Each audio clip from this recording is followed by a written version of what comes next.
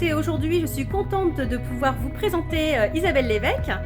Donc, bienvenue sur la chaîne YouTube de Prendre soin de soi avec AMC du Loiret. Donc, je vous présente maintenant Isabelle. Ouais. Bonjour Isabelle. Bonjour Manila. Bah, écoute, comment vas-tu? Je vais très bien, merci, et toi? Merci de nous accueillir dans ton lieu sacré là. Hein. C'est un magnifique lieu. Hein. Donc on a mis quelques photos, donc c'est super. Merci. Donc merci à toi de participer à ce moment. Je voudrais savoir un peu Isabelle que tu me dises un petit peu ce que tu fais comme pratique. Et bien sûr Isabelle, tu fais partie de l'association AMC du Loiret. Oui. Voilà, et je voudrais que tu nous expliques un petit peu ce que tu proposes comme pratique dans ton cabinet. Alors, ce que je propose, donc la méthode d'Ho'oponopono, je fais des soins énergétiques, des massages. Voilà, mais aujourd'hui, je pense qu'on va plus rester sur la méthode d'Ho'oponopono. Voilà. Est-ce que tu peux nous dire un petit peu plus ce que c'est que cette méthode, d'où elle vient? Alors, cette méthode m'a été enseignée et transmise par des guérisseurs à Tahiti lors de mon séjour. J'ai vécu 3 ans. Donc, voilà. Pourquoi tu as vécu 3 ans là-bas? J'ai suivi mon mari qui est parti travailler là-bas et j'ai travaillé en tant qu'aide-soignante. D'accord, très bien. 3 ans. En 3 ans. Et du coup, tu connaissais cette pratique avant d'y aller ou pas? Oui. On avait déjà parlé ici. Je l'avais pratiquée avec un autre thérapeute, mais j'ai eu beaucoup plus d'informations à Tahiti. D'accord, très bien. Et du coup, ça fait combien de temps là que tu exerces cette pratique? Alors, je suis rentrée depuis 3 ans. Je l'exerce bien sûr et je la transmets aux personnes qui viennent en soins ici. Je l'ai pratiquée pendant 2 ans à Tahiti. D'accord. Et depuis combien de temps en France? 3 ans. 3 ans. D'accord, très bien. Tu peux nous dire un petit peu en quoi consiste cette pratique? Alors cette pratique permet déjà de libérer les émotions, de nettoyer nos mémoires erronées. Il y a juste 4 phrases à répéter. Je peux te les donner si tu veux. Oui, je veux bien. Donc c'est je t'aime, je suis désolée, pardonne-moi s'il te plaît, merci. Est-ce que tu peux nous le redire, les 4 phrases? Les 4 phrases, je t'aime, je suis désolée, pardonne-moi s'il te plaît, merci. Très bien.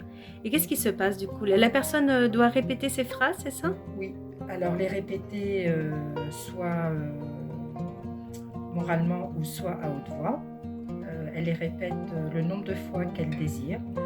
Le fait de les répéter, ça permet de prendre du recul,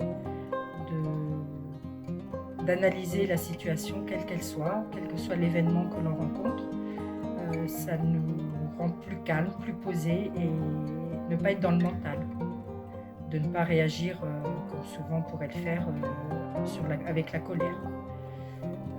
De prendre des décisions justement, on va dire à tête reposée, ou alors, moi je dis toujours, laisser parler notre cœur, travailler vraiment avec son cœur.